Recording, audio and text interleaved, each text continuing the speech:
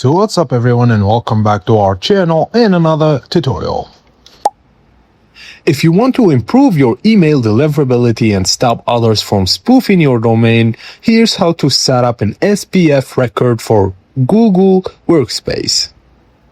Firstly, sign into your Google domain and go to your providers such as GoDaddy, Cloudflare, or Hostinger, and open your domain's DNS management page. Before adding anything, check if your domain already has a SPF.txt record. You should only have one record for a domain. If one doesn't exist, click Add Record, then choose TXT as the record type.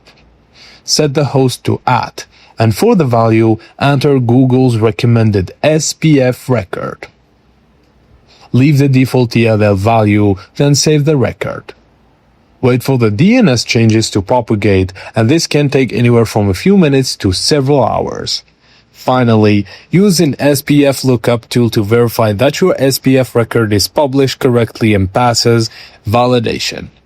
And that's it, your SPF record is now configured for Google Workspace, helping improve email delivery and protect your domain from spoofing. If this tutorial helped you out, please don't forget to like the video and subscribe to our channel for more quick tips like this. Thank you for watching, and I will see you on the next one.